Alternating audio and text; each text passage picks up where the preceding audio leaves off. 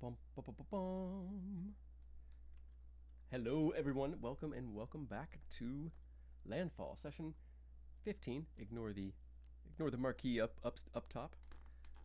Um, yeah. So we had a couple of weeks off for some personal things, a vacation, and to survive a tornado. We're back and we are ready for the next bit of the story.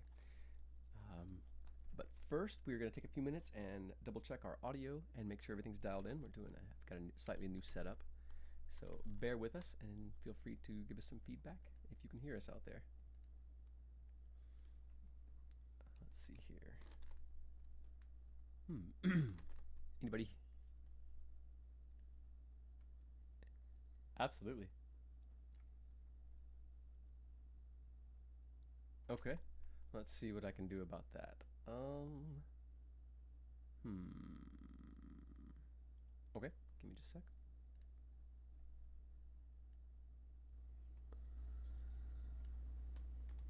Yeah. How's that? Is that any better? All right. Okay.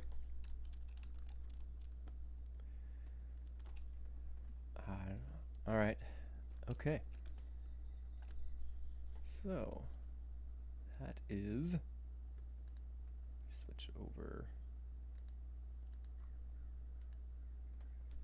Try this one. Okay. Everybody, give us a shout out and let's see if we got player audio at the moment. And yeah.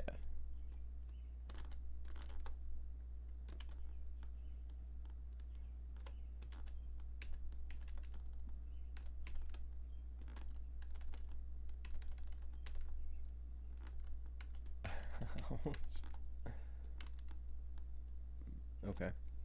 Okay. Puzzling. May have to. If this doesn't work, we may have to step back to our initial setup. Hmm. Okay.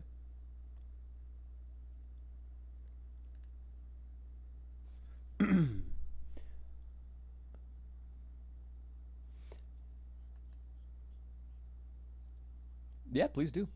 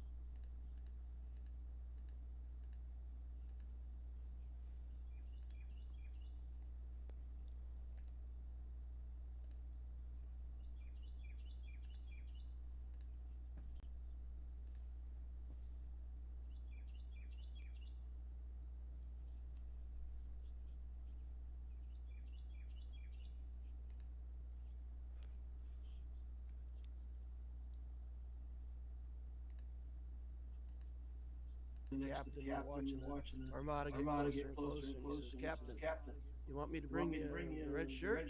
And the captain says, "Aye, aye, and bring me brown pants too."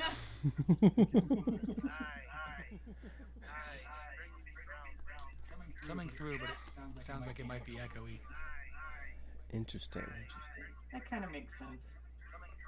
Like we have like 100 of them. Interesting. Okay. Hmm.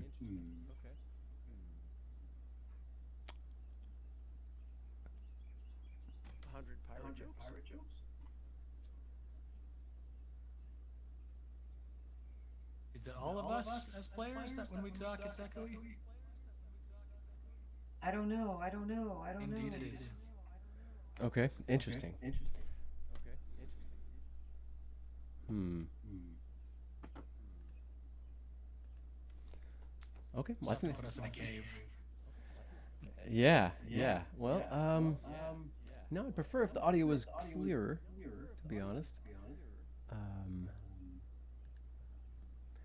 I may have to switch back over to our old layout, which there's still some audio problems in, but at least we can be. Everyone can be heard. Yeah, I can hear that mine's echoing too, oddly enough. We're trying to get set up for how we want to do it, right? So Mm-hmm. if there's a way that we can push through with the new tech and make it work, I would. I don't know about everybody else, but I would rather get things working than push and push. Yeah. Okay, if everyone's cool with that, and hopefully our everyone, anyone in watching is patient with that too. I agree. Yeah, I think I mean, if we're looking at going to our main batch of content, I mean, it probably well worth our while to spend some time getting this right.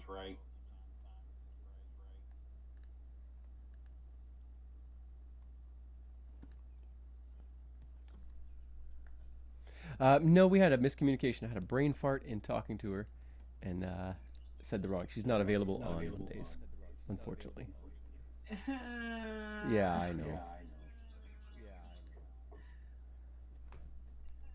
All right, try another thing and see if this pops up. Anything comes in this way. Is it working better when we have Discord muted?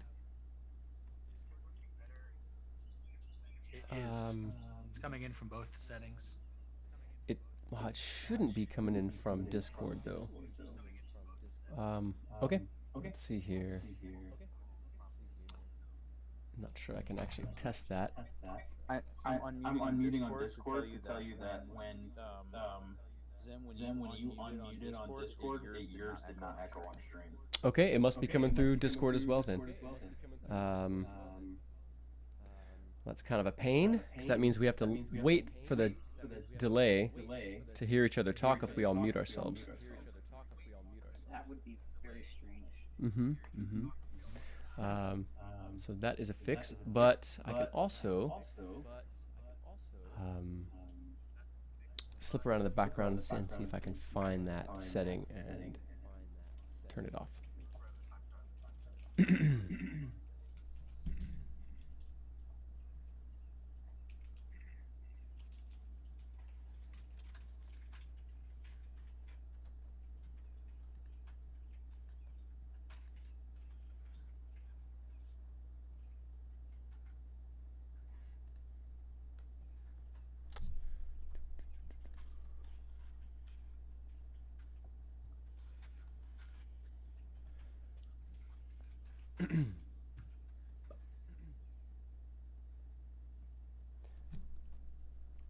When you look at all of your audio options, does video audio and Discord audio both pop up? And is it possible to just mute one or the other?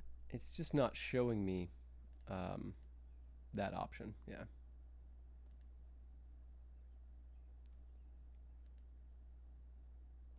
Okay.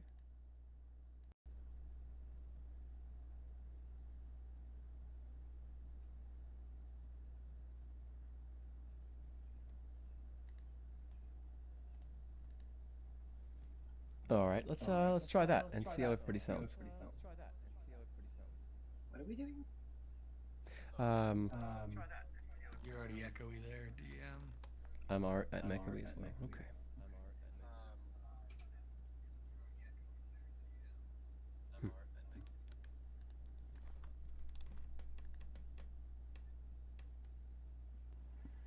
Try it with Discord muted or not. Yeah, we can, but it's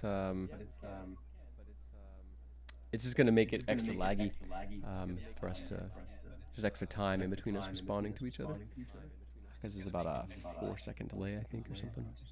And that's assuming that all of our streams are delayed at the same time. Right. Yeah. That's assuming that all of our streams are delayed at the same time. Yeah, it doesn't. Yeah, I don't think that's gonna work.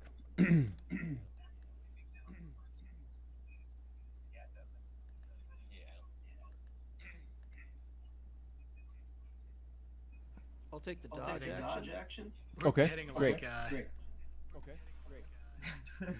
about someone- like 3 echoes in there. Okay. Interesting.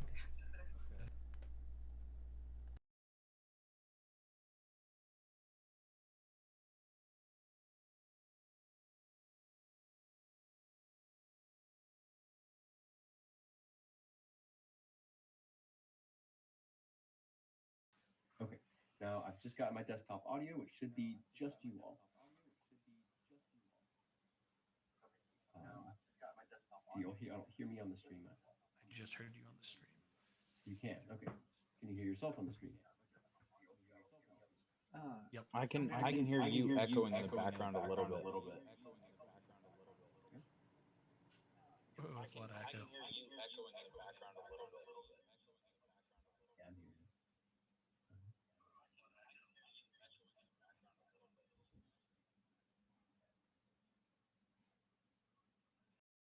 Make a visual mess here as I flip around and switch some things off in other other scenes that I had set up.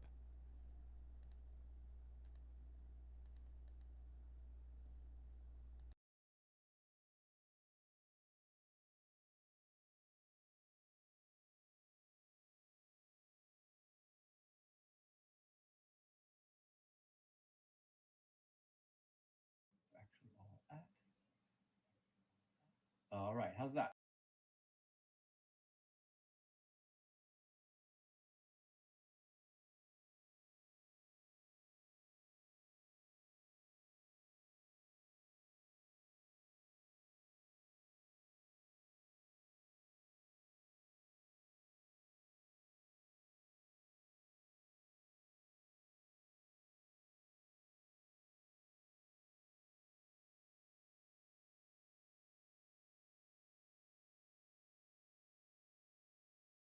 Okay. How about now? If I'm talking now, and anybody else is talking, somebody else wants to pipe in and see if everybody can be heard. Yep. No. I can hear you there now. Okay. Can you hear yourself? No, I cannot. No, I cannot. Oh wait. Oh wait. Yes, I can. Yeah, Sorry, it was it's just really delayed. weird. Weird.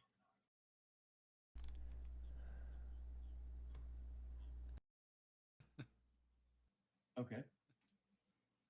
I've got it turned all the way up and I can't hear anything, and it's on my computer. Okay. You're not hearing anything. I mean, I can hear a little bit, but it could have been from his phone. Yeah, but it I did don't go know, down. Like volume went down pretty regardless, far. it's not very audible. It's not very loud.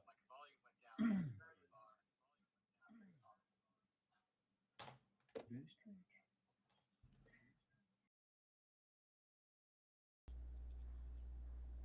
Weird. Very weird.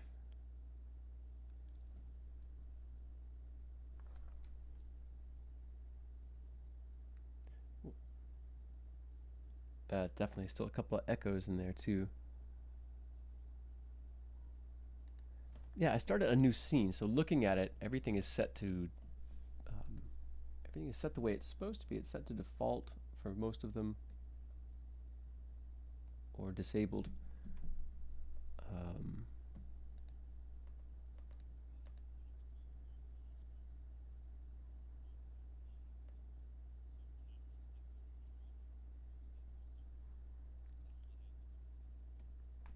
Okay. Interesting.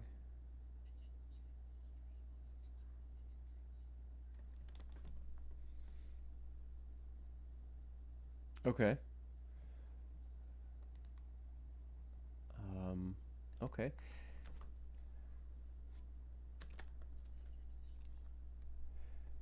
Can you all hear yourselves at all? Or just me? I don't think so. Okay. I don't even hear you on the stream. Okay. There I am. I just heard Zem. Yeah, With an just echo. change the setting. Still getting the echo? Yep. Zem You're didn't really have quiet. an echo, but he was muted on Discord. Really quiet. I had an echo, and I'm unmuted on Discord.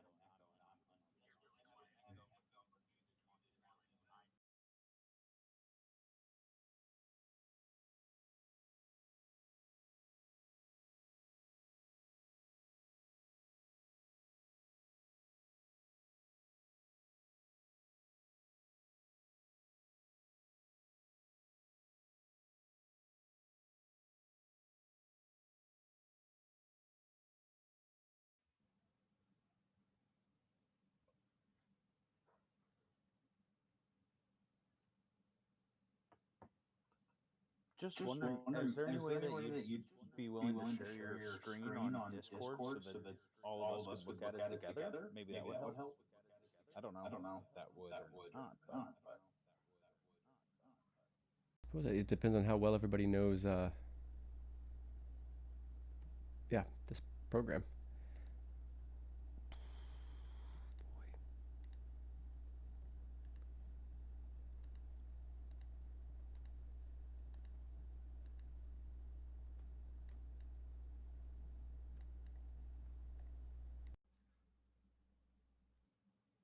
I haven't really used OBS all that much. I don't know about everybody else.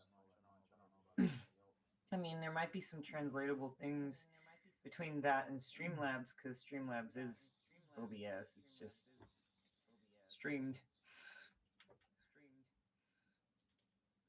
Yeah. Yeah, I know a lot of people go to straight just.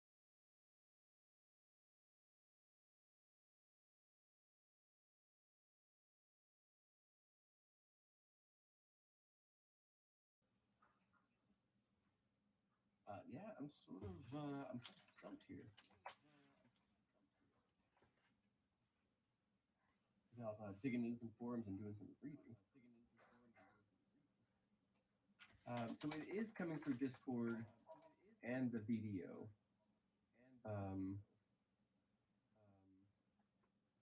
But it should be separated, and I should just be hearing Discord. Discord should not be going into OBS. And if it is, I'm not sure how to make it not do that anymore.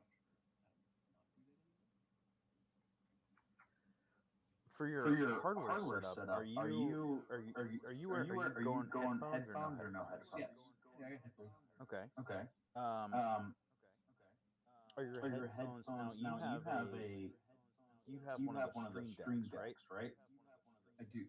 And are your headphones going through the stream deck or directly through the computer? It's going through an audio interface. Okay.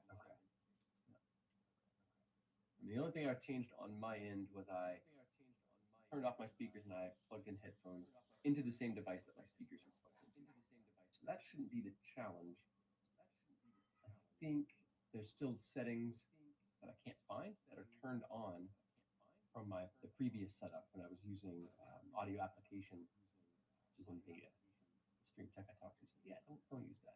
It's part of why everything's going robot voice.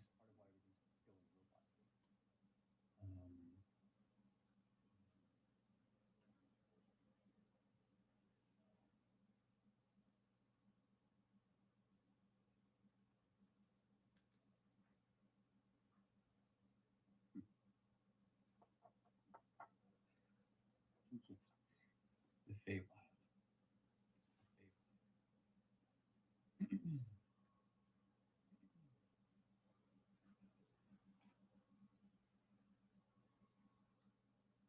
I find about 5 different settings to change, but none of them have altered anything.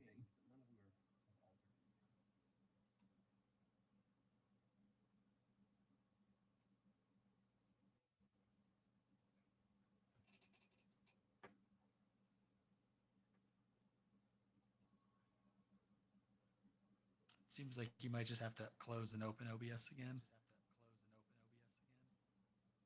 Maybe so, yeah.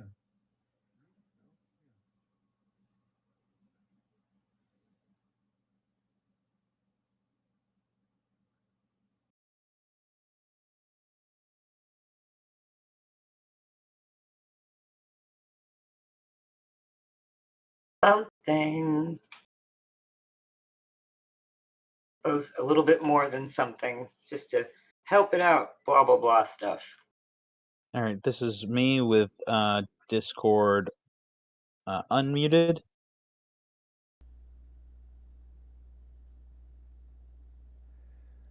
Okay, yeah, I can hear you really quietly.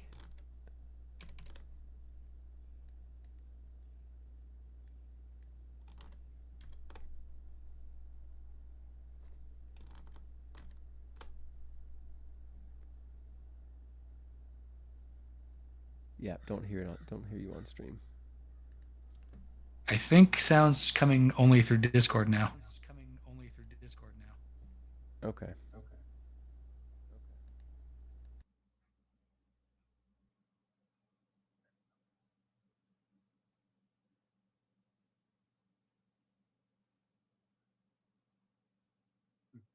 You said sound is only coming through Discord now? Yeah, because when I was muted, it was.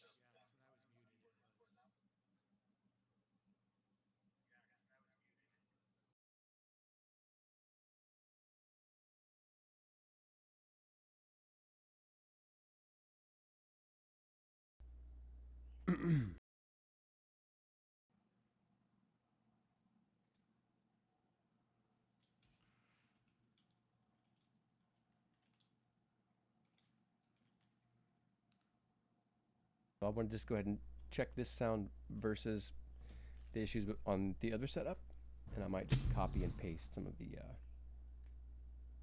layout over. All right, I can hear you well on stream. I just don't see your video yet.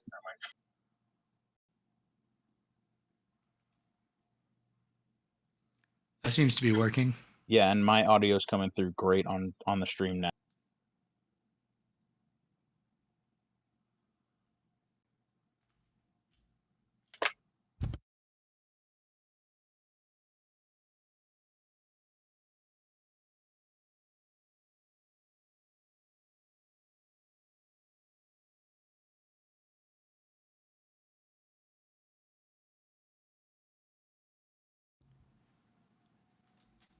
Yeah, it's fine. I just didn't want to give up quite that easily, but if it's not going to work, then move on.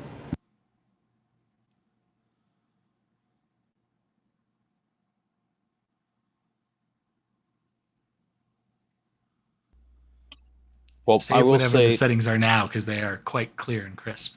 yeah, but I will say, DM, I don't think you're coming through on stream. Oh, I'm not? I had muted for a second, so...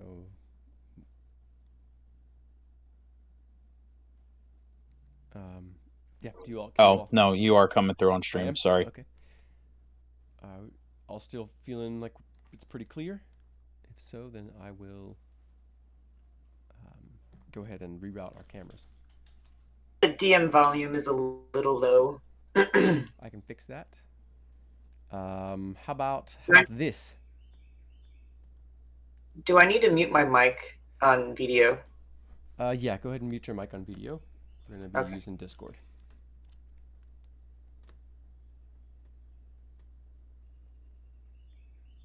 Now, go ahead and give us a test. If you go ahead and mute yourselves on the video.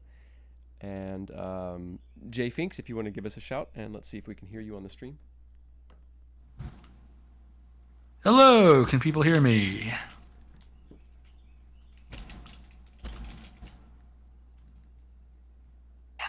You came through great. Okay. All right, Big Bri, how about you? I came through great. Okay, awesome. DL, how about you? I don't know. What do you guys think? Is it okay? Okay.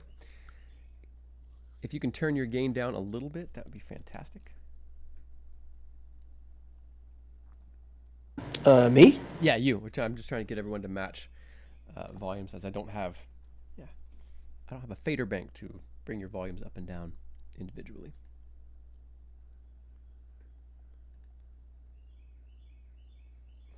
And now test again. Give us another shout. DL, please.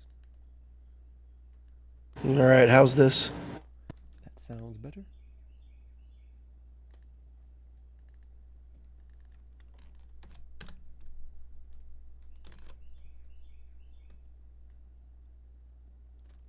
Right, just a few moments as I get everybody's camera back in.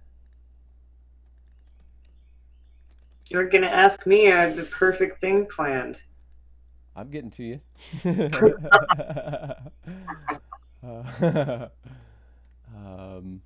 So yeah, go ahead.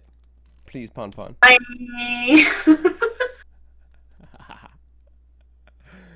Awesome. Can you also bring your volume, your gain down a little bit, or your mic input down? I think so. How's that? Is that better? Nope. No. I don't know. I'm hitting the button. Okay. I think you sound. Is that better? I think you sound fine on the stream. That's good. Oh, you're good. Yeah, that's fine. Okay. Yeah, I just want I to make think sure I'm you're not too quiet.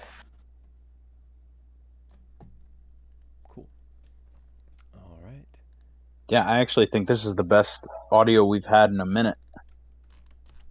You know what's really ironic about that is that we're reverting to original 3 weeks ago audio settings.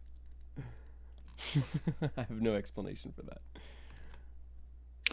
I mean, it could just be the addition of the headphones and the omission of all the other new stuff. I mean, that's true. It's possible. I don't know that is why. Just DM is a little low, but everybody else is pretty even. Okay. I will have to go into my computer and up my gain. Now, how's that? Does that sound a little bit better? Better? Better? Is that better? Hopefully not overblown. Mustard? Don't It be is ridiculous. better. It is better indeed. Excellent, excellent. Hey, DM, is that sound mixer of yours say Manai Incorporated on it?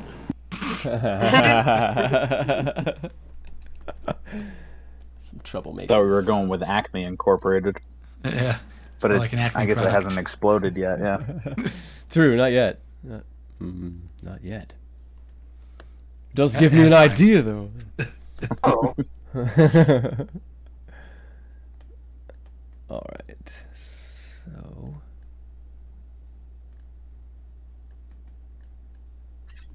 What? Oh, sorry. I am maneuvering some things in the background.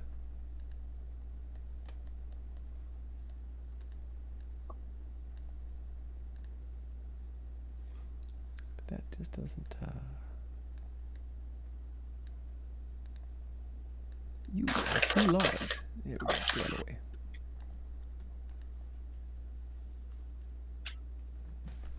Okay, so we can all be heard. Oh, I guess I need to get my camera in here. Huh.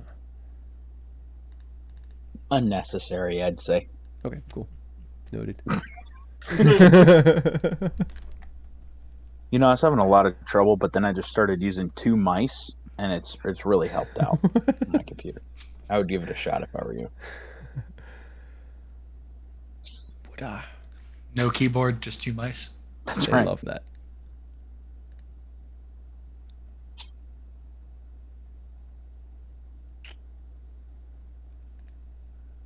All right.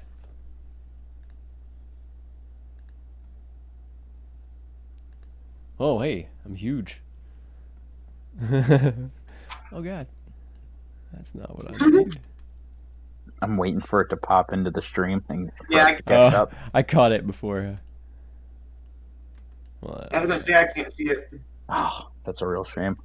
Oh, there we go. there it is. The face.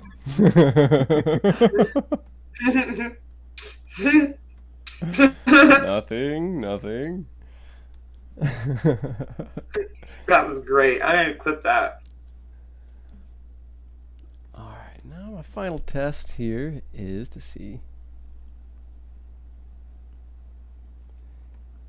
Can we hear music popping in at all?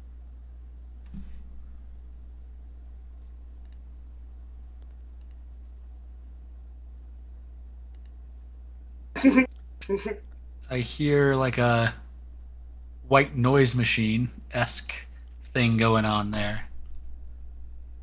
Okay, tell me if it stops.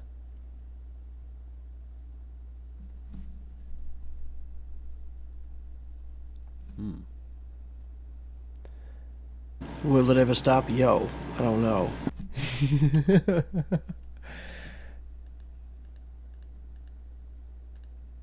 Yeah, I'm gonna say that's my gain on my mic. It's got some background noise going on.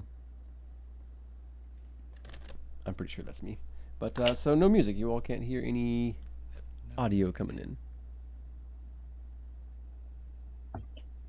No music. That is a bummer. Do you have any clips yet? I've got a few. I've made a couple myself, and a couple of players have made some. Awesome, because I just made another one. Oh no.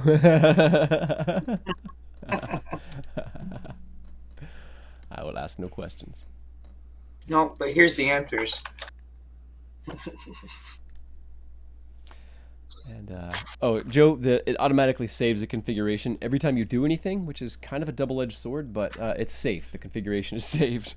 Excellent. Yeah. If I sneeze, it'll save the configuration. So. Uh-oh. Nice. That clip coming in. I caught it before. I hear you playing it now. Okay.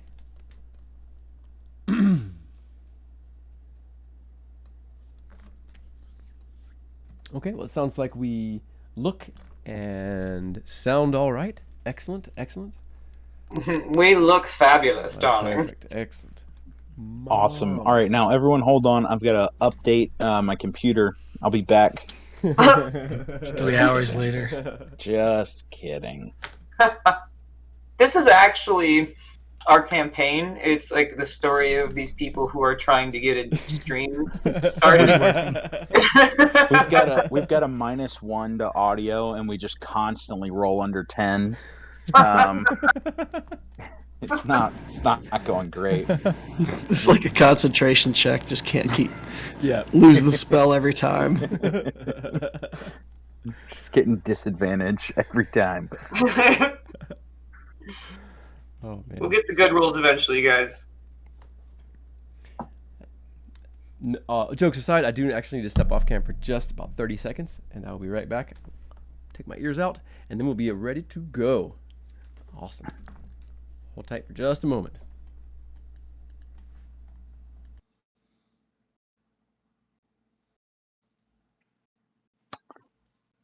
Well, this is awkward. DM steps to the side, puts his arms out, lets out a primal scream. Ah! He just completely forgot to mute. Just it's the same thing as going into like the cooler or the back room at work and just screaming, but you forget to let the door close. Oh gosh. No, that's when the workers in there who you always forget about. So, fun story from this weekend. We had a memorial service for my grandfather. He died like a year ago, and was cremated. But my father is he's been in construction his whole life, and because my grandfather's cremated, you only have to bury them 2 feet down instead of 6. And when the cemetery told my dad that they were going to charge him $1,000 to dig a 2-foot deep hole, he said, "No, you're not." And so I got to help dig my grandfather's grave this weekend. It is. I did think it was awesome until I woke up the next day and I was like, "Oh, my body's not used to digging holes, and now my back is just killing me." And out digging through Mississippi clay is I was like, we were just digging a hole in a graveyard, and I was like, this would be like one of those sitcom moments where a cop that doesn't know what's going on rolls by like, "Hey, what y'all doing?" It's when you're like, why are you guys trying to rob graves in the day? It's a night activity. Idiots. My uncle said, "Listen, if you hit anything while you're digging, just don't even bother, fill it back in, move on to a different spot." So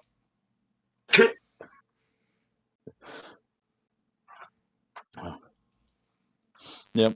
So that was a very interesting and unique experience.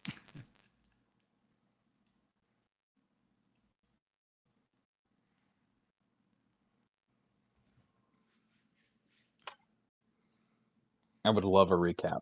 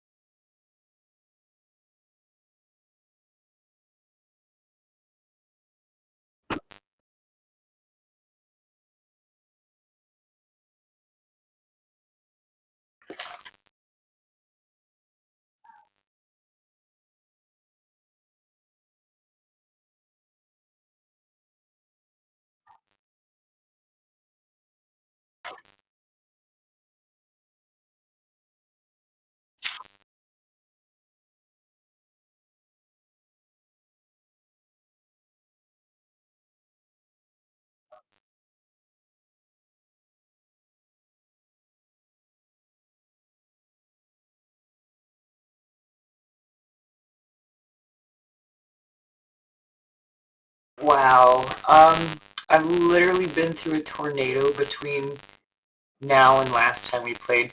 So what I remember is, I remember Saida having a callousness about her when it came to this relic that we found. I think she's a little out of sorts from being pursued for her healing abilities, and I think it's getting to her more than she cares to admit, even to herself.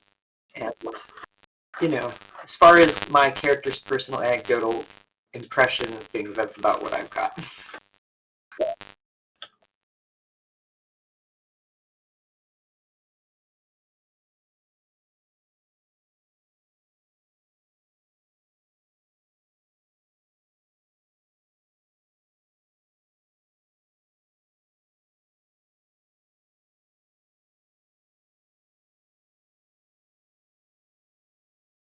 Not at the moment, but something may be shaken, and I'll creatively interject it.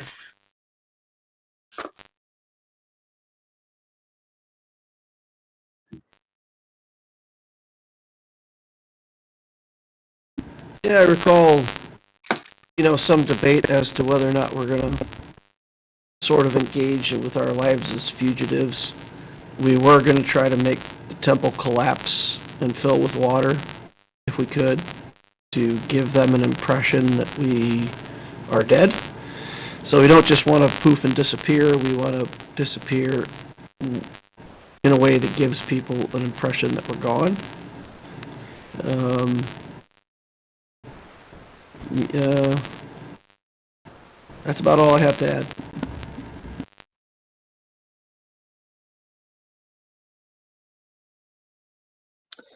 The only question that I don't have anything to add really. The only question I have is, have we already transported? I was trying to remember if we had already used the relic, or if we were waiting on this one. Okay.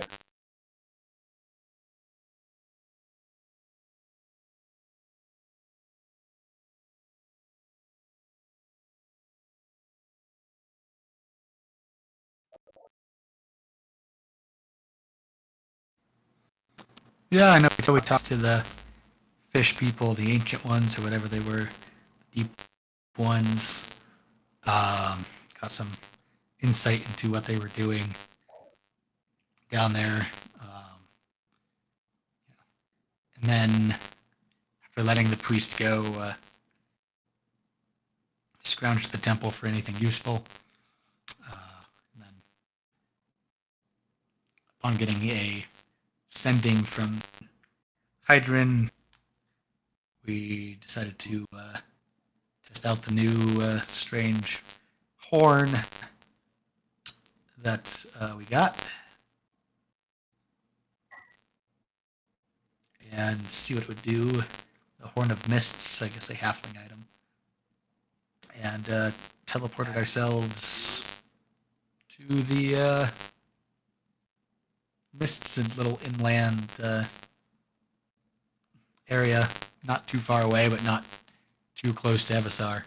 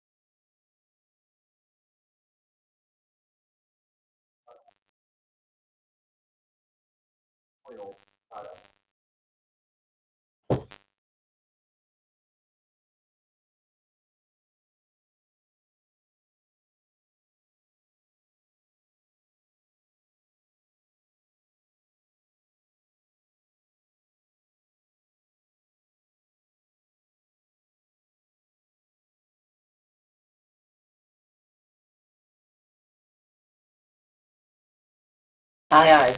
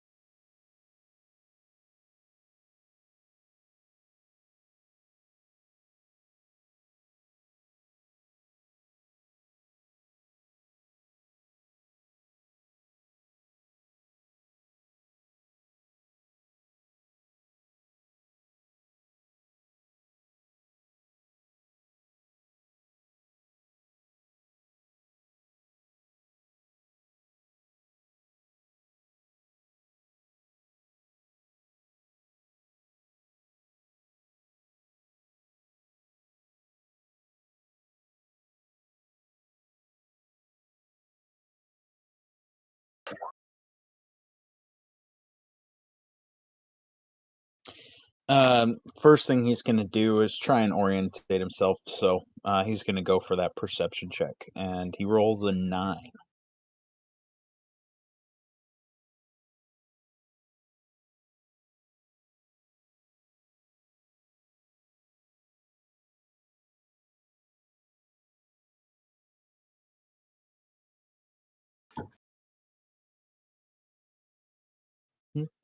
I rolled a 2 on that insight check.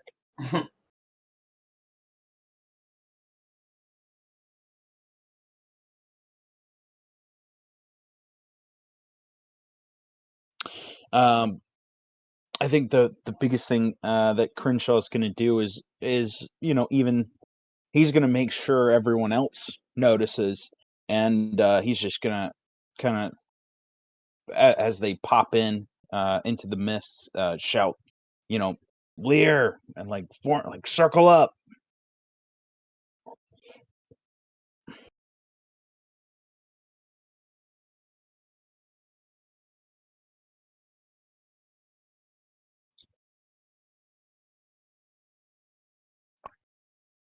Was this after I hear him shout out that they're Lear?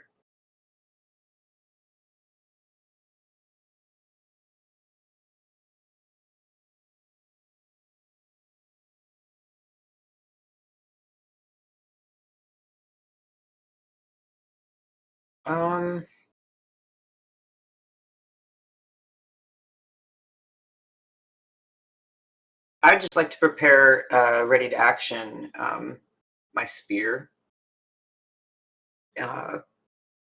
Just in case anything comes at us and ambushes us. I've had enough. I'm ready for anything.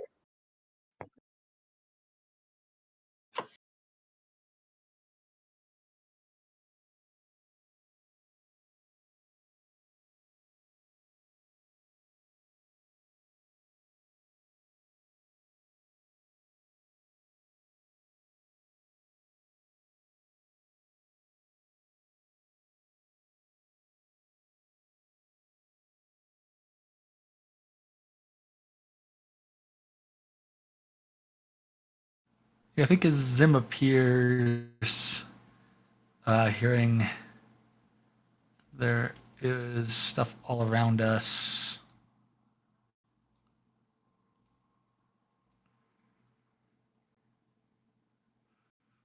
I will create more mist and just try to distort our sounds with that horn.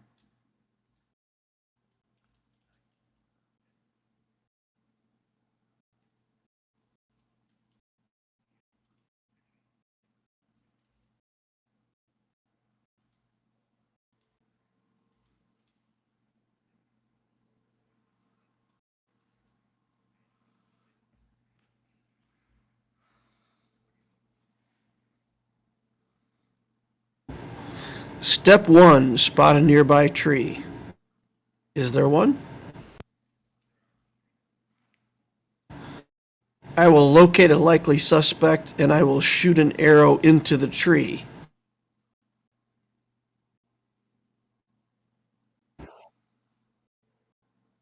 To make sure it's not a shambling mound or some stupid thing that's going to come to life and kill us like the last tree.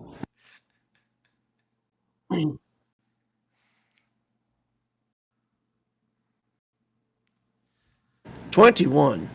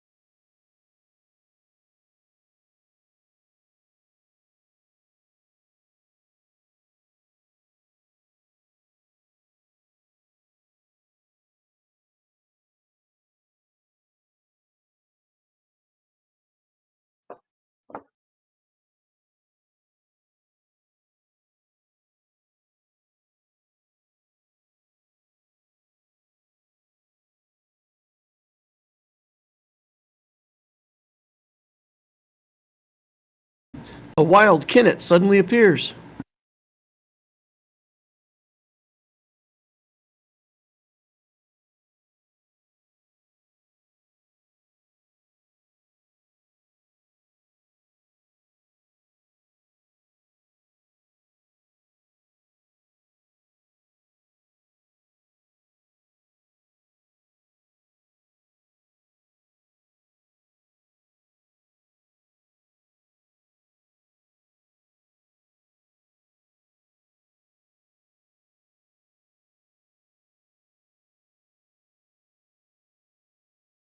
What do you see, Thrummy?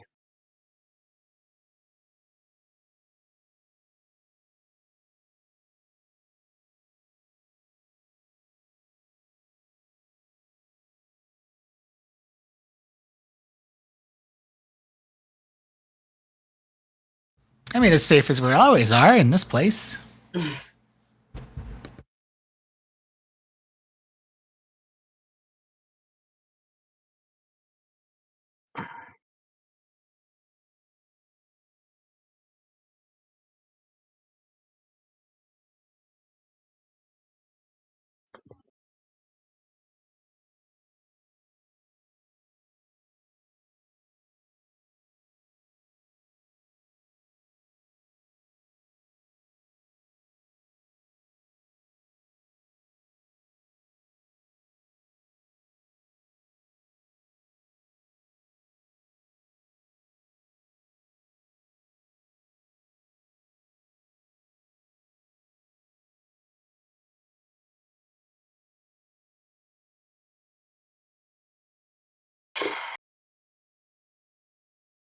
Well, I have my spear readied.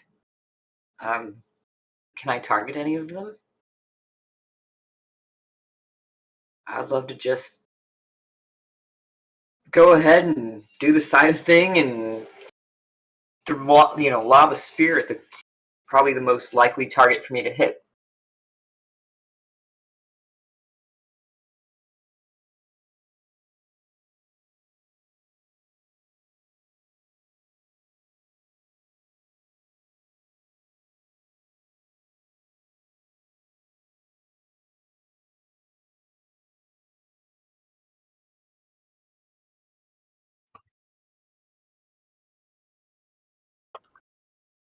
All right.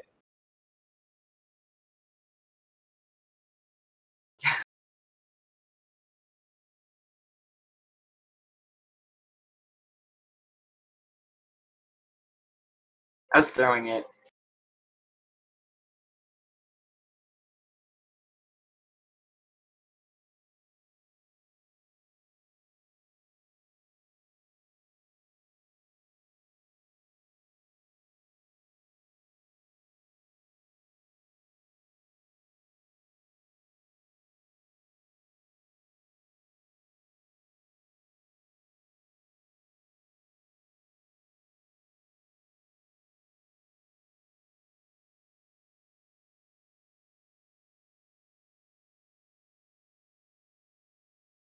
Oh.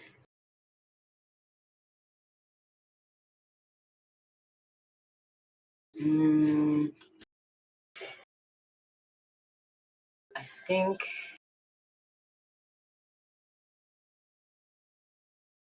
Yeah, I would like to try to take cover. Since we do have the advantage of the fog, so I can like basically scope out the next thing I'm gonna stab. And since I can't see that here, I just assume she takes close cover. Uh,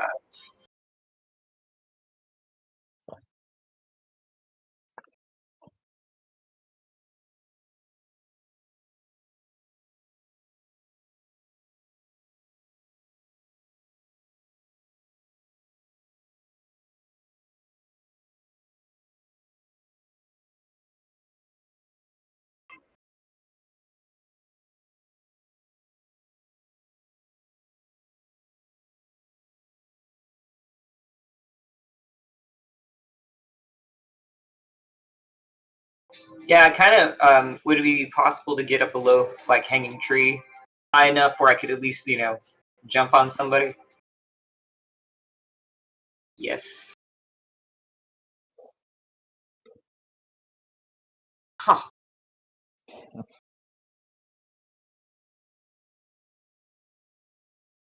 I rolled an 8.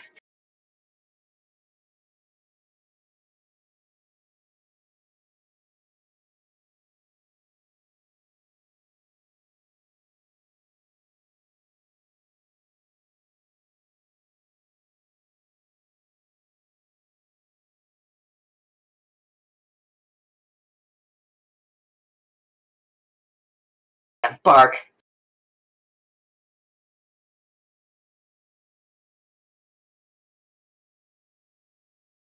Mm. Rainbow eucalyptus. Mm.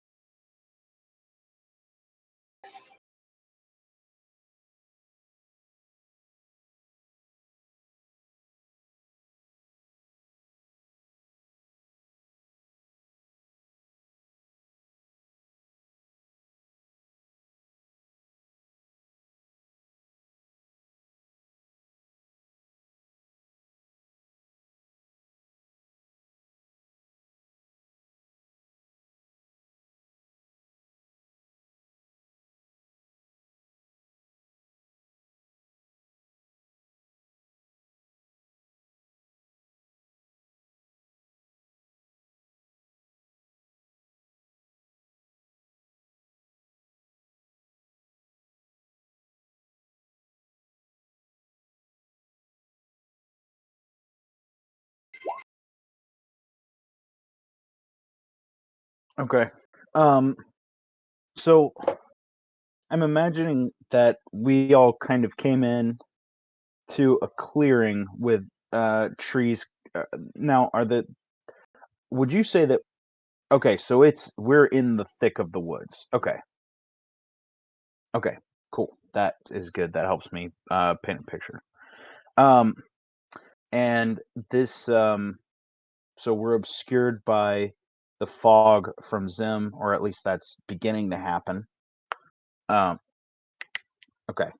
Um, and this elder Lear has come up. Is that Magi who we suspect is a Magi? Is he closer than the rest of the Lear? Okay, got it. And that first rank is about how far from us? 20 feet. Okay, got it. And we kind of get the sense. Maybe Crenshaw doesn't know exactly, but from the rest of the party, he gets a sense that we're pretty much surrounded. Okay.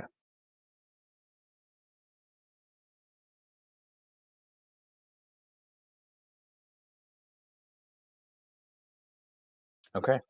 Um, and finally, the Lear spoke in the that you said like the old Elvish trade tongue. Okay, got it. Understood. Okay.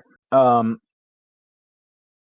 then I think what Crenshaw is going to do is he is probably going to uh have his new bone sword and his shield out. Um, I would like for him to take the dodge action, basically just kind of preparing for, trying to maybe counter an attack from these Lear. He's hesitant to be the aggressor. I mean, we threw a spear at him, but I mean, we just also teleported, and that's definitely odd. Crenshaw is a little disoriented, and he doesn't have a spear to throw or time to get his crossbow out. But I think he would respond loudly um, to this Lear, and thinking about his choices. Um, he's gonna just shout back, well, we're not gonna go quietly into that sweet night if that's what you're expecting. Um, and then kind of more under his breath towards the group, just like our odds aren't looking good here. What's anybody got a plan better than fight and die? Uh, and so yeah, so he'll take the dodge action and communication. That's about it for him on this turn.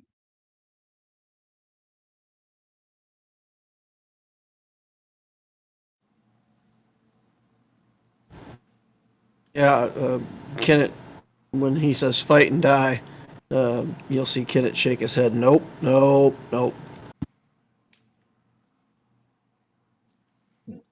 No, you Could don't always- have a better plan, or Try and convince them that we're friendly.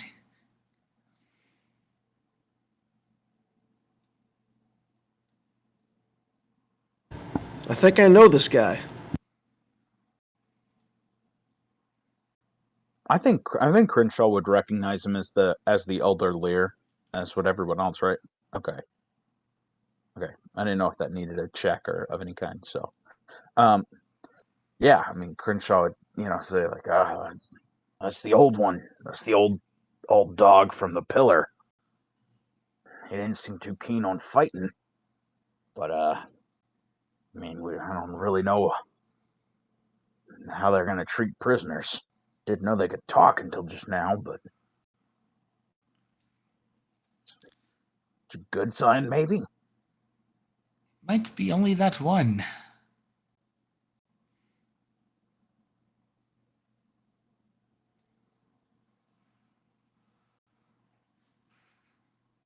At least they all have the ability to.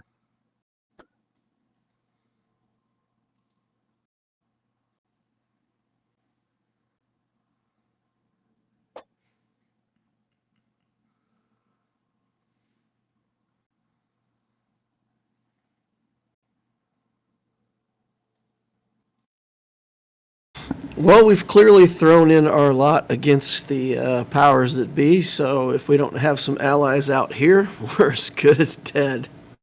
So, I'll say to make our way on land, we need allies. And I'm going to take my bow, hold it above my head, step forward a few steps, look this Lear right in the eye, my bow on the ground. I have somewhere in my notes that his name might be Gra, or maybe that's not correct.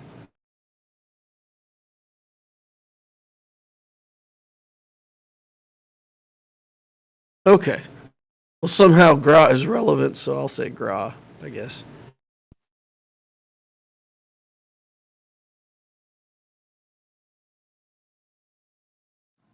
I'm not sure we got his name ever.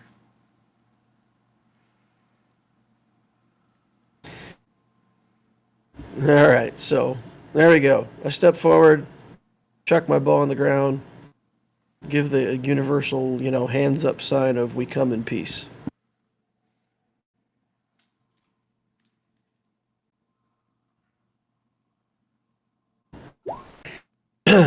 Next in the order, 32 spears through Kenneth's chest.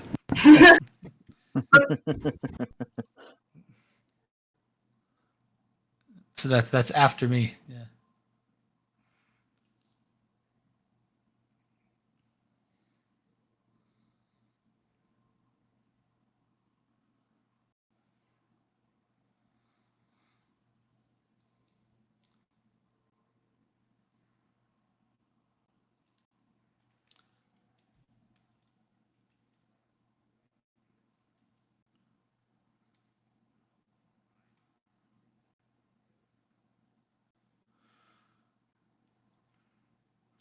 I insight check him, his intentions.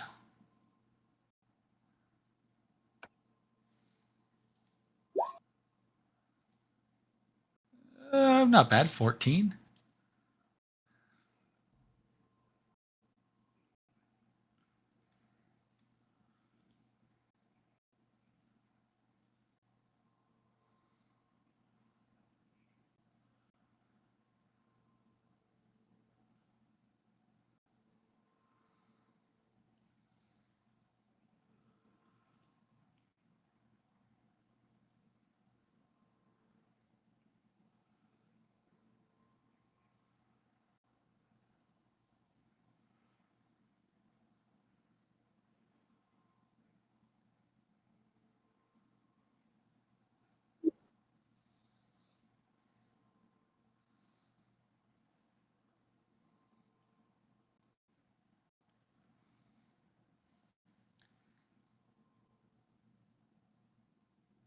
I don't believe they'll harm us without us harming them first.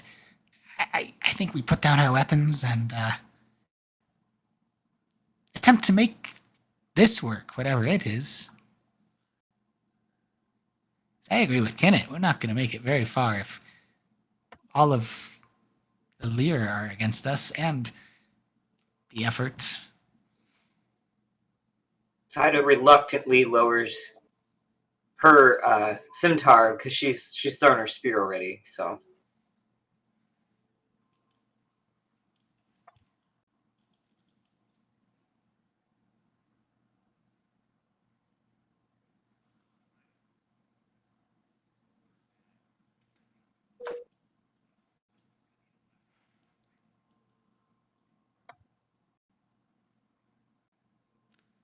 Yeah, Zim will have no weapons out.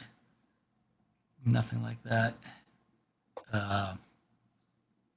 Just kind of stand there with his whole tininess.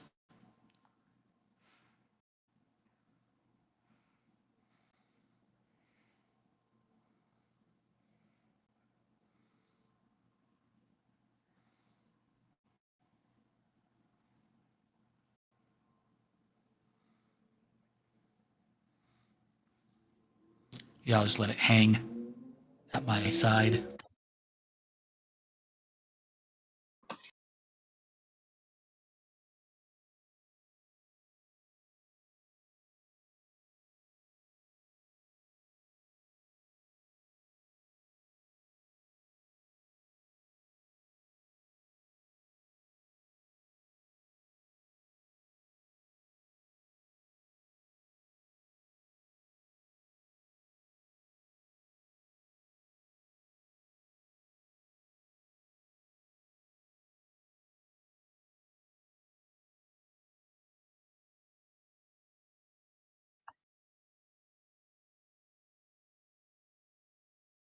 uh, this isn't exactly negotiations and peace aren't exactly Saida's strong point. So I think she just sort of.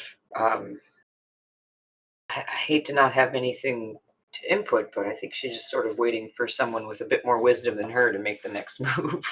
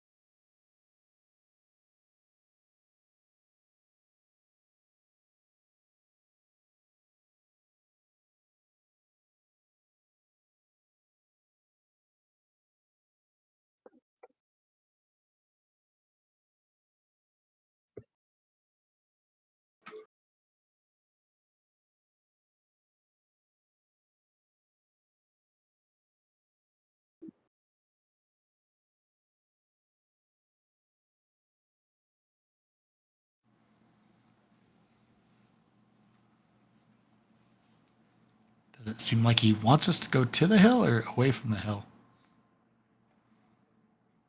Okay. Well, if they were going to kill us, they'd just kill us here.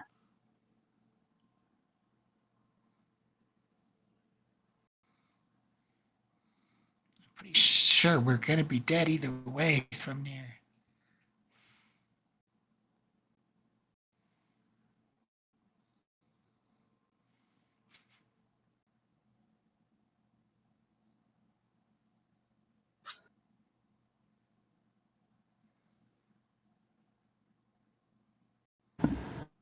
We can't go back. We've made our choice. We made the mist. We came this way. The path is only forward, not back. And we need these allies to survive on land. And to be honest, it looks like we may be the bad guys, which I don't like. So let's try to change that. Bad.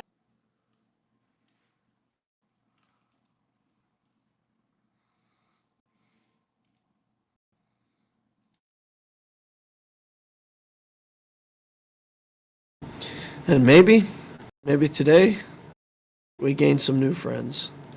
And I'll pick up my bow in a very non-threatening way and indicate to the old shaman that he should lead on someplace safer.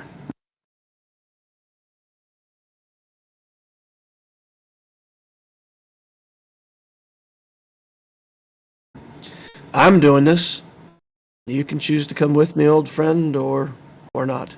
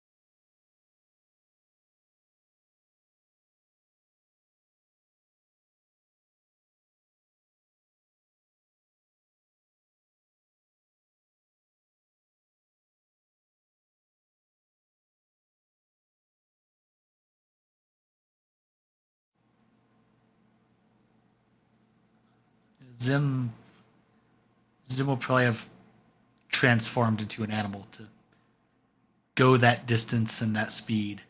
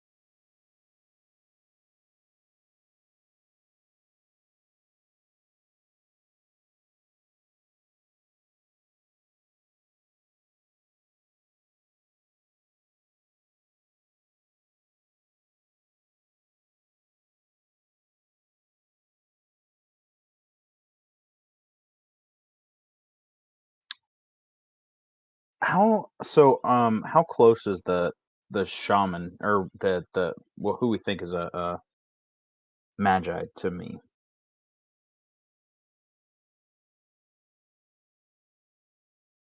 Okay.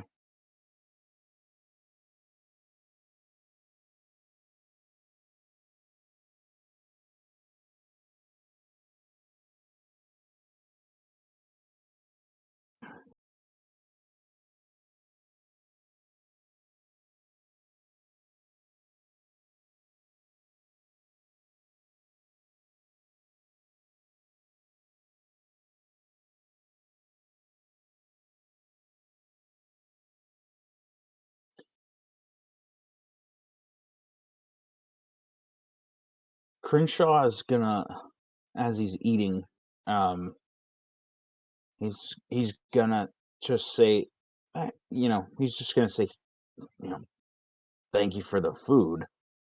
Uh,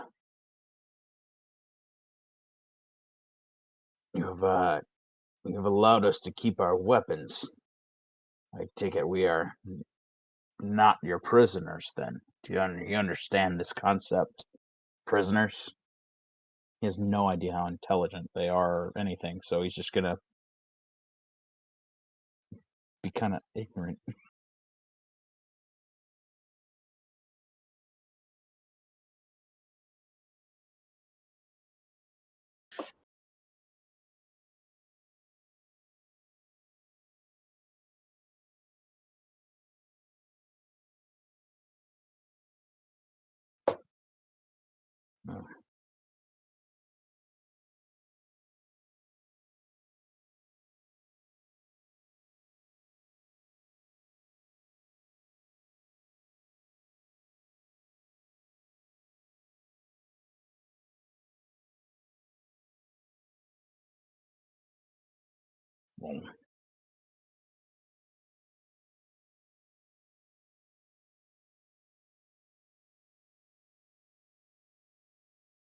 Well, it's I always find a good story accompanies a meal.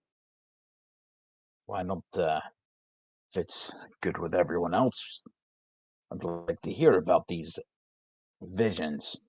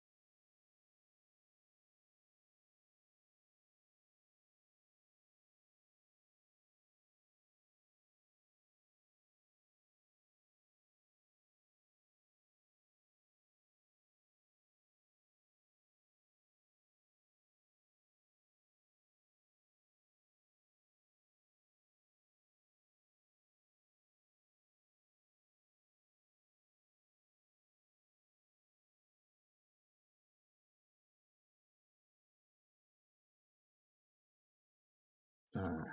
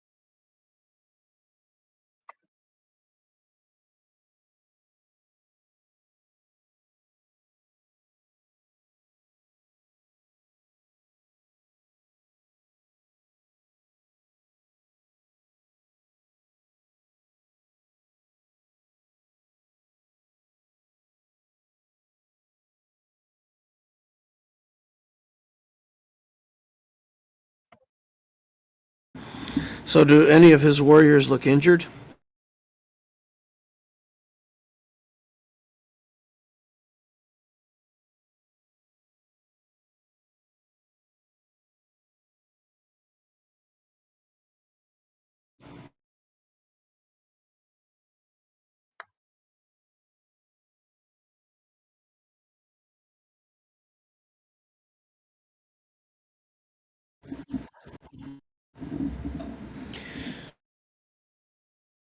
Well, I want to give out a good berry or in some way demonstrate healing magic and see if they're shocked and surprised or if that seems relatively normal for them or kind of gauge their reaction and whether or not it seems like it's that big of a deal for these folks.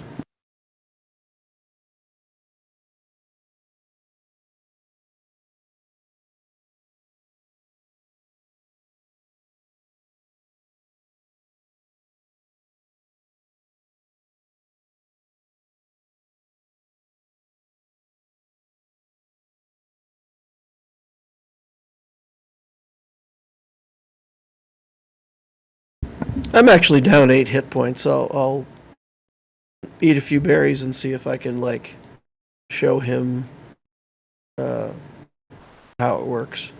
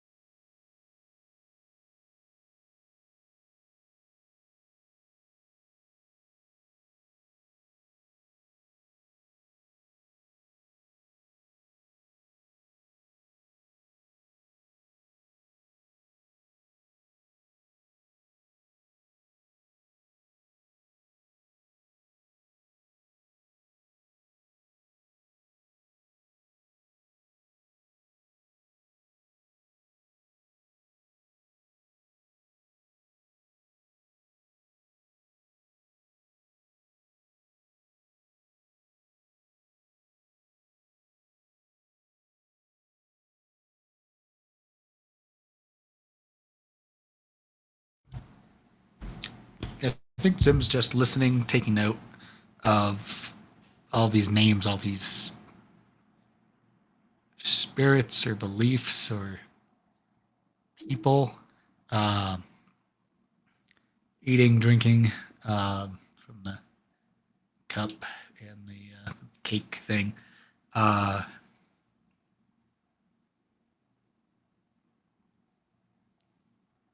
but what power does this place hold that you've brought us to? Is it a place we need to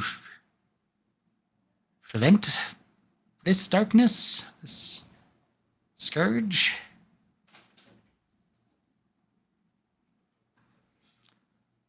Yeah.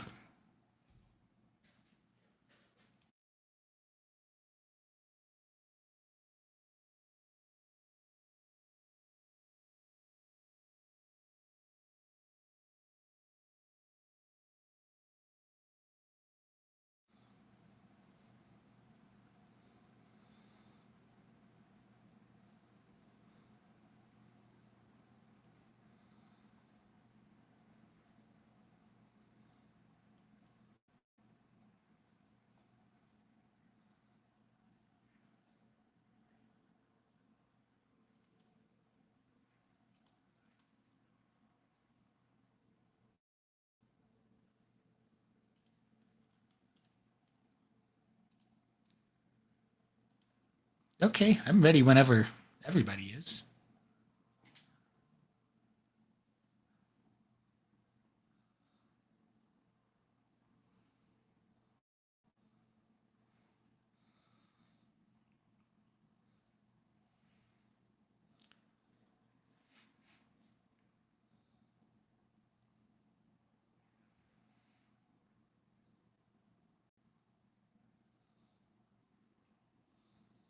Well, there you go. You eat the paste, and what might happen?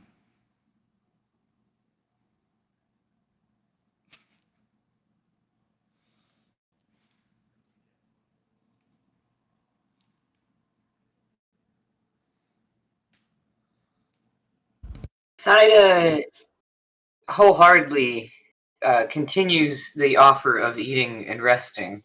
Um, she is kind of holding back for some of her questions and hoping, for the next day or when they receive vision.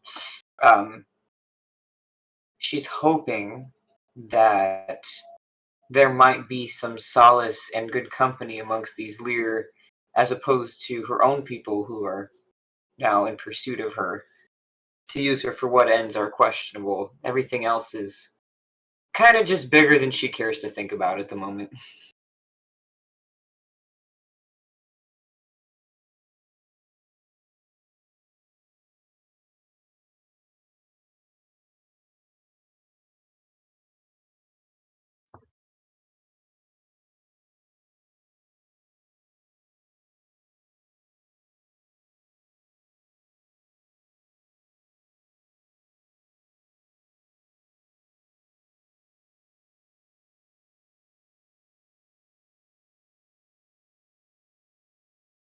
Hmm.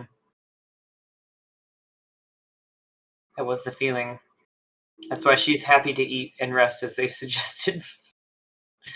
Finally.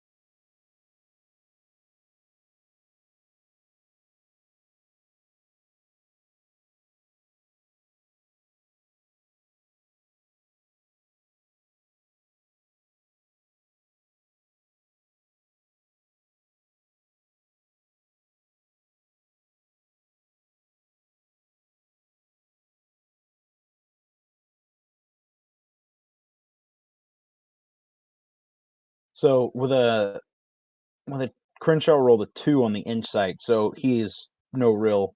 He's got nothing. All right. I'd like to taste it.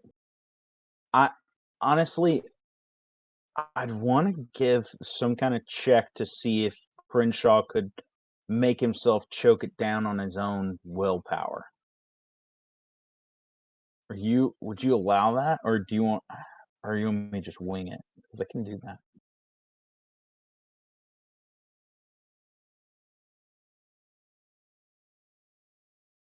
Okay.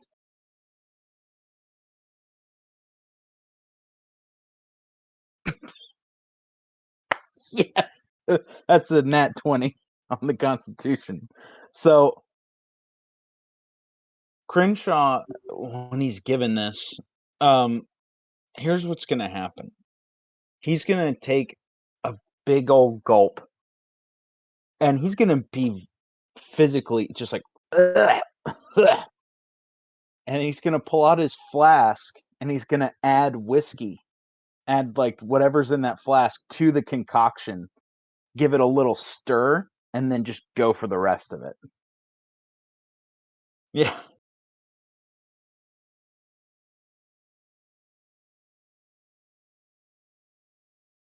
Crenshaw, as he's like tearing up a little bit, is going to hand the flask to Thrumnir.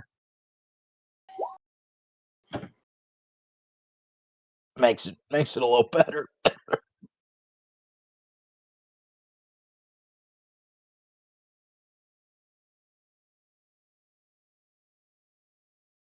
I didn't use the word good. I said better.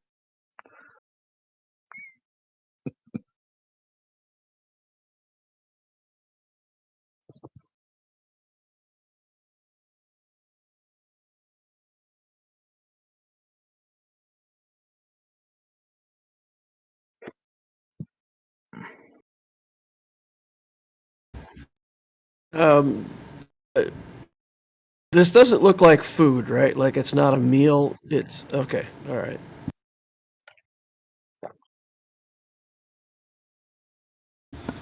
Well, Kenneth has this thing where he will never eat food prepared by somebody else. So if it was in the category of food, I'd be in trouble with this character right now.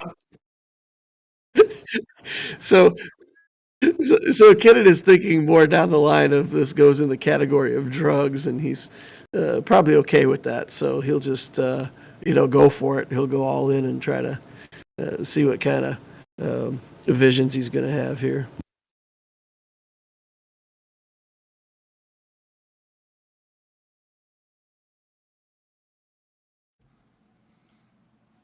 Mm-hmm.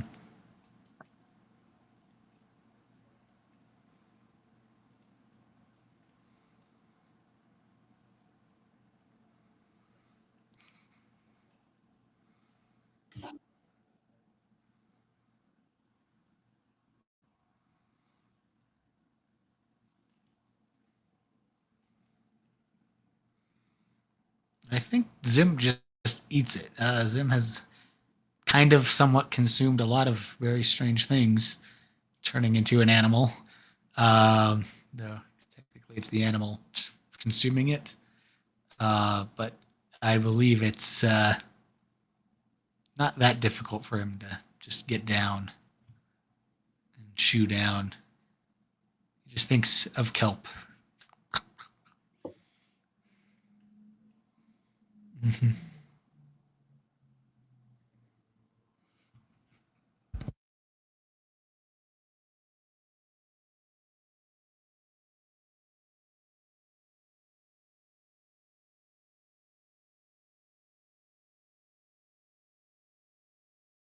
Kind of having this understanding of, um, I don't know, that this is part of their ritual and rite. I think she doesn't, and like everything else she doesn't really hesitate and just maws it. She just chews on it. I think she probably doesn't try to show a reaction, but I wouldn't mind having a roll to see if it's a bit too much for her to handle.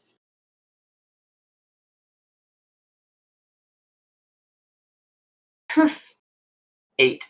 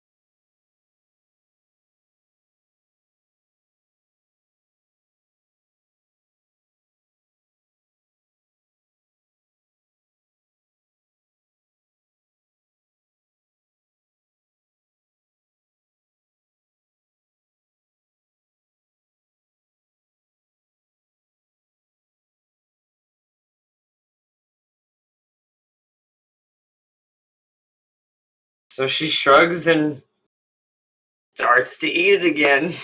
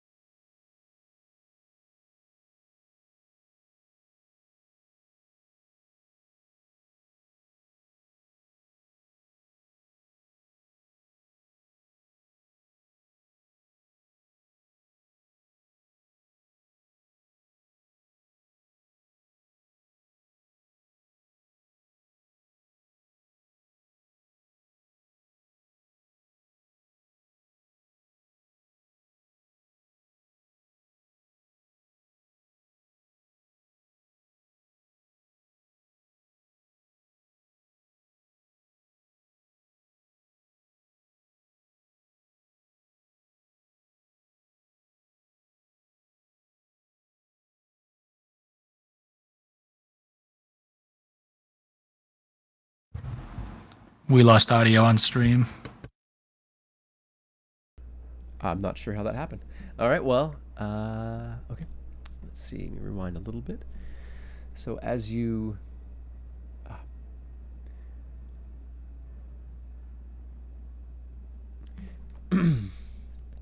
you know that you have found each of you would have carried a bit of this light that you see, this silver, sea green, and gold. A piece of it. As they come together, it becomes brighter. You can look back through your path together and see that as this light came together, it blazed a path through space, through events, and events have rearranged themselves around it.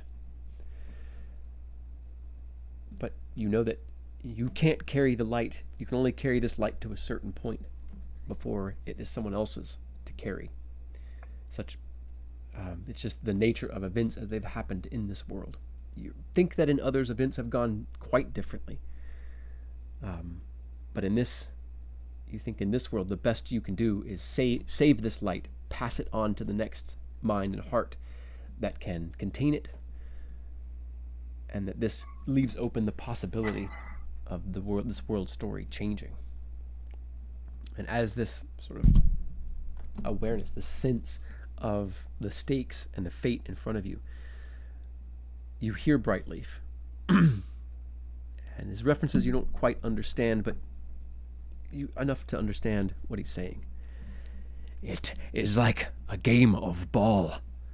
You can see a stone court, a bunch of Lear with a ball of stone, trying to kick this stone through a hoop set up onto a stone wall. Sort of attacking each other, trying to block.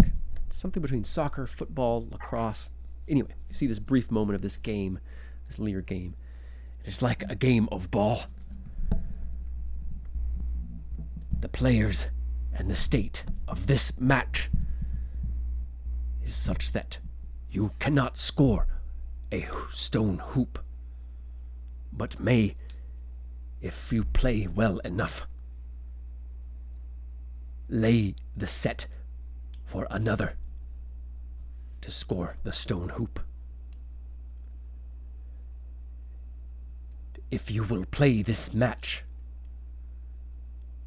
we will have some work to do to ensure that the hill thieves and the Minayara will not control the fate of our world.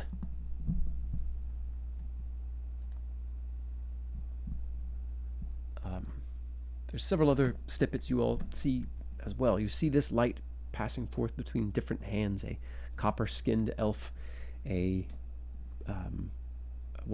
fastidious but oddly modeled and tattooed magus, a dark-skinned orc with a crystal-studded crossbow, what seems to be a golem, kitted out in effort gear, but with a two-handed sword of blazing Lear crystal. You see another with many faces, holding and carrying this light for a moment. You see this light gathered, moving across deeper into the lands. You see it weaving together and coming into the center of the lands. You see, before the darkness fades in your vision, you begin to rise back in your consciousness up to the conscious level again. The last sort of thing that you see is those lights coming together, growing in intensity and sundering, breaking the growing machine-like darkness. And you see something else, something indescribably beautiful form out of it. But the vision is gone before you can start to discern the shape of it. Now, as you all come back to, Brightleaf is looking at you all, his eyes wide, unblinking. He's still making that sort of rhythmic, almost rasping bark within his chest. And you can hear that some of the other warriors are sort of, doing it with him. It gets louder as you all's vision sort of fades. It's night by this time. You're hungry, you're thirsty, your mouth tastes like the inside of a rendering vat. And you're stiff, though it's hot in the jungle. You're cold. Something in the effect of these medicines. But as soon as your eyes open, he gestures once more. You see these wooden cups set out with wooden, like just plates set on top of them to keep the rains out of them. He gestures to each of the cups. Your tongue is thick. Your senses are. You can barely make out him, the sound, and these cups. And he almost pushes them into your hands. What you taste is sweet. It's spicy. It's clearly alcoholic, but something else. It washes, it scours that taste out of your mouth. It makes your eyes water for a brief moment, and then your nose begins to run, and your sinuses begin to dump themselves. That lasts a few minutes, and your eyes begin to clear. You all can see a little bit better. And Crenshaw, what do you do or say? Crenshaw is going to remain really, really quiet here, but he's going to look pretty intently at Saida and Kenneth for their reactions from that. All right. How about Kenneth? Kenneth's going to sigh and say, well, I will turn to Saida and I will say, it should have been you to carry the light. You're worthy. But looks like we head for the pillar. Aye, says Thrumnir.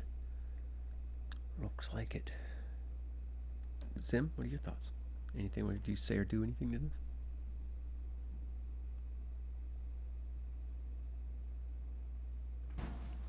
I think similar to Crenshaw, kind of watching the two that we've seen possibly have to sacrifice themselves, but also kind of looking at Brightleaf.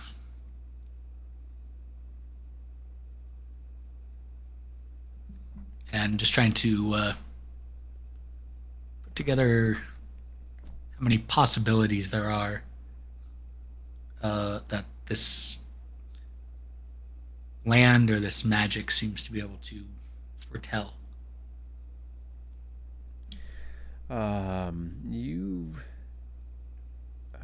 It gets a bit hard to after a certain point, but at least 13 different possible visions, outcomes, and that was just in this world. You saw snippets of others as well. But everyone you saw carrying the light was later on in this world, sometime after the sacrifice is made. Well, it seems like the pillar is the right place to go. Do we want to inform our allies in Evisar to meet us there, or head there, or do we just head there?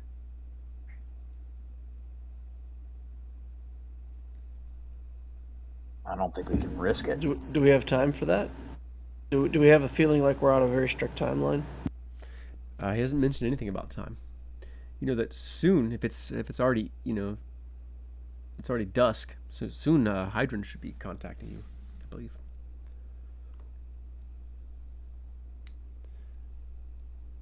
But there's no timeline set at the moment.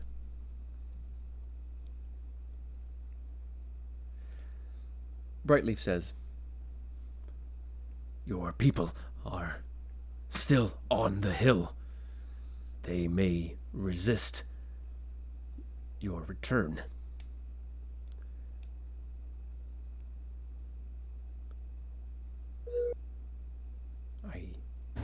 Yep, they will.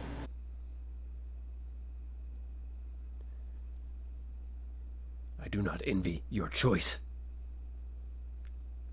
Raising arms against brother and sister is no easy thing.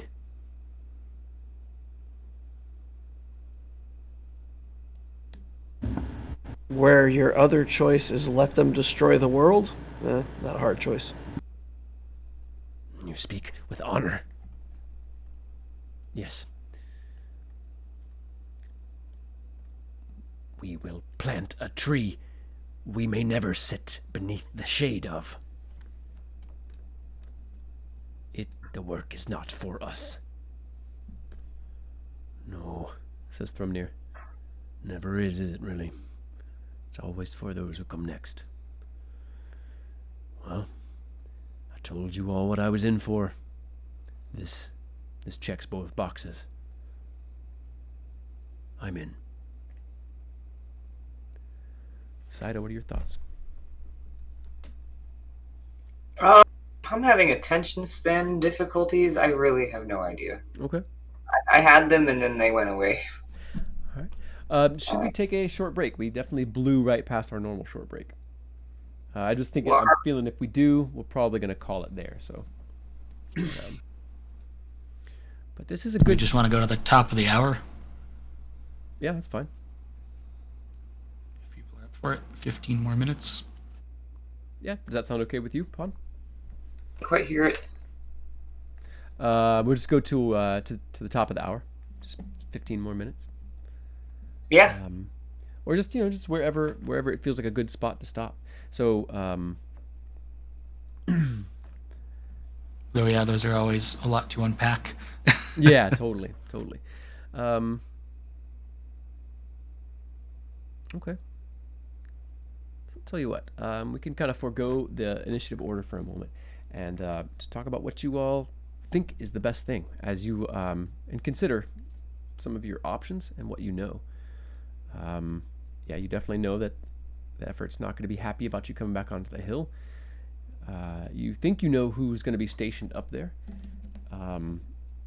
Your former commander, Brahm, who you're not really sure where he stands, I don't believe.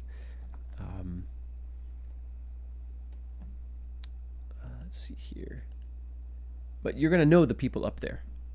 There's a chance that you might be able to reason with them or parley with them. However, not all of them. There's going to be people up there that are going to interpret their orders very, very explicitly and very directly. They're going to see you. There's probably already word put out about you all. So returning to the Pillar Hill, it definitely is. Be ready. You're going to return in force. It seems that the Lear are going to fight with you to move and take the hill. They have suggested what's arrayed against you as well as this powerful entity, Crom. They've also said that a Manai that rides the back of a great flame, or a great lizard that breathes poisonous gases and flies has been seen in the area. That has been the scourge of their tribe for generations.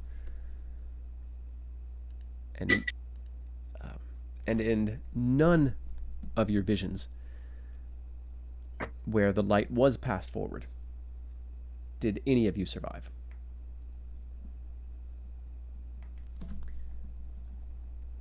So your characters are,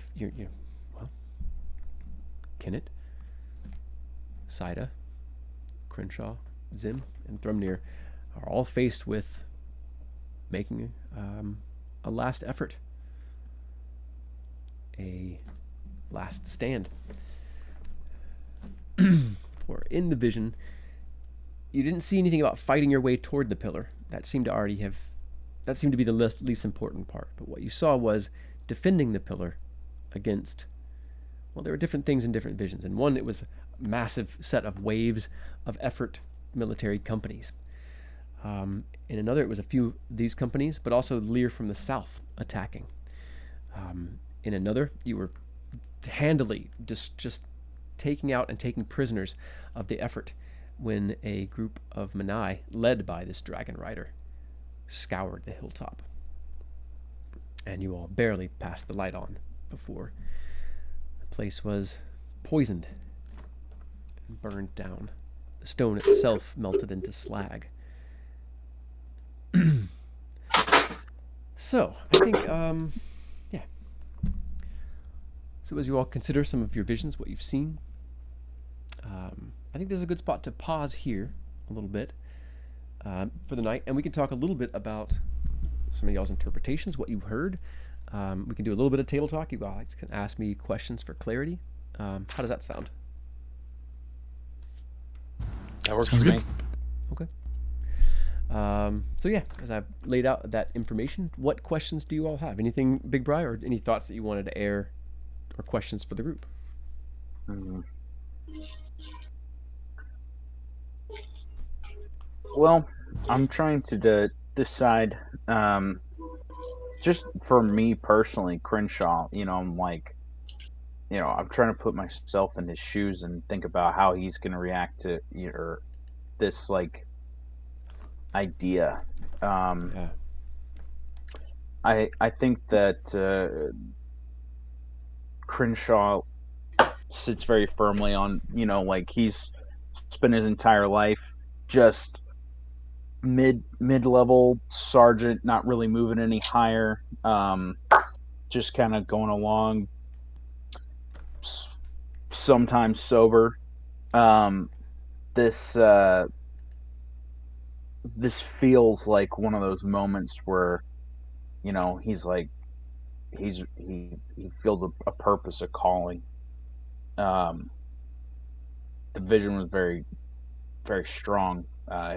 He knows that he's probably not going to walk away, but he also knows that it's not, you know, his death would probably be violent, whereas Saida or Kennett are going to have to make a decision on whether or not they're willing to give their life up to this. Just a hope, just Yeah. a hope and a prayer. So, uh, but I mean, I think after some struggle, he's definitely going to be ready to to lay his life down on the line for something, for just a chance, because he's never seen healing magic before, and if it gives someone who's ready to do more with their life than he ever did a shot at moving forward and keeping the world from crumbling, he thinks maybe his name will be remembered, and that's worth something. Look around your companions. You can sense that Thrumnir's got pretty similar thoughts on his mind. You don't know everything about his past, but you see him just sort of sitting, looking out into the jungle, occasionally looking over at each one of you, looking back toward Evisar.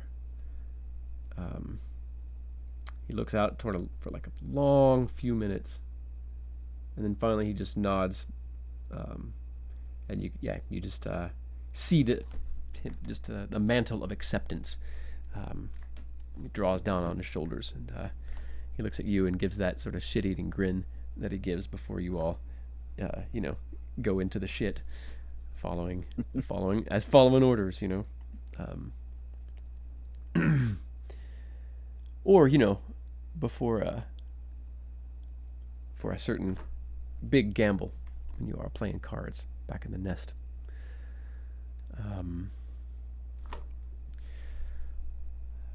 All right. How about yeah.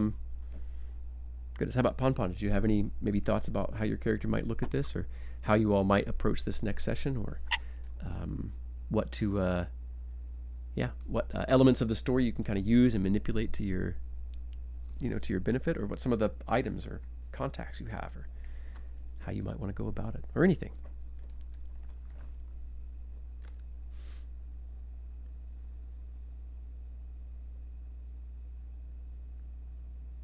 You with us there, Pon? Yeah, I'm here.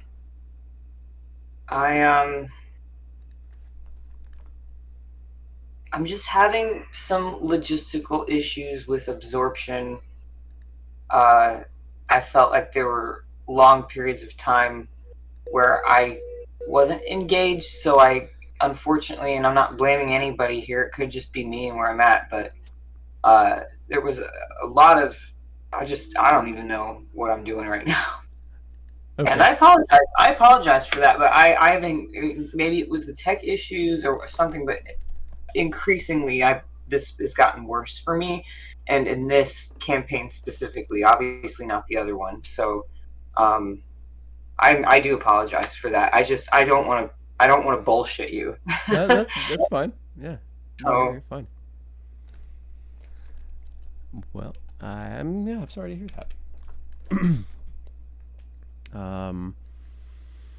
But yeah, we can definitely talk about it in between sessions and see what we can do to work that out and smooth that out. Okay. Well, how about you, Joe? Did you have any thoughts on tonight, or how you might approach things next session? Several. I think, yeah, Zim is kind of built up a rapport with these 4 or 5 people. He's willing to see where it goes and what they do, as they seem generally like good people. And I have a few tricks up my sleeve that we can use next time to possibly try and communicate with Braun and see just whose side, whose loyalty he holds. All right. Yeah. Maybe we can use some of that to our advantage and try to get less of a fight before the bigger fight. Gotcha. That's a good idea. Okay. All right. How about you, DL? Any thoughts about how you might approach it, or how Kenneth might be handling this, or anything? Kenneth's like pretty fatalistic about this whole thing, right? So, Kenneth was a scout. He somehow got thrust into this position of, leadership that he didn't really want that much, but okay, he's got to do it. And then we, in the underwater thing, I thought, hey, maybe we could help our own team get some stuff done, and everybody convinced him that we're the bad guys. And now we come out here and we have this vision that kind of proves that we're the bad guys, and I probably have to sacrifice myself. So Kenneth's like, oh, come on, like this isn't how things are supposed to be going, right? None of it's what he wanted or expected or even wants to be bound up in. Yeah. But he also has this kind of personality where, like, once he's got momentum, once he's, on a mission, he's going to finish the mission. So, basically, he's going to wait till Saida's in a moment of weakness and had a little too much to drink, and he's going to paper, rock, scissors and see who gets to Yeah. see which one of us. But in the visions, none of us made it out alive. So honestly, it's not a matter of whether it's her or me. It's a matter of who gets there first, I suppose, to do things in the right way. Yeah. So very fatalistic. Like he just buys into the vision, and he's like, oh, okay, well, I guess that's the new truth. Let's go. So I think that's his point of view, and if it's allies that we have to fight, then it's allies we're going to have to fight. Awesome. Well, we will have to see what happens next time on Landfall. Next session would be actually section 16. I'll be changing this up top. And yeah, stepping in next session, we'll start right here where we left off. Maybe a little bit of time, a couple of hours will have passed, but we'll move into, you'll make your contact with Hydron and start moving into your plans and your preparation for retaking the hill, taking the hill for a second time, retaking the hill, but not for the effort, not exactly for the Lear either, but maybe for everybody. Well, this was, I enjoyed this session, you all. Definitely a little bit lore heavy. Pon, I apologize. We let you get a little bit bored there. But next session will be pretty exciting. Will be pretty bracing. Lots of action. Lots of serious decisions, and an exciting conclusion, perhaps. We'll have to see next week. Thanks for joining us, everybody. Again, I'm DM Feanor. You can find me on Start Playing Games on Roll20. I've got a YouTube channel as well. You can find most of our friends here doing something on the internet, but you can definitely find them here every Monday night. Again, these are our awesome players, the Mythlanders. We got Big Bry, we got Pon Pon, Jay Fink, and Mr. Locateur.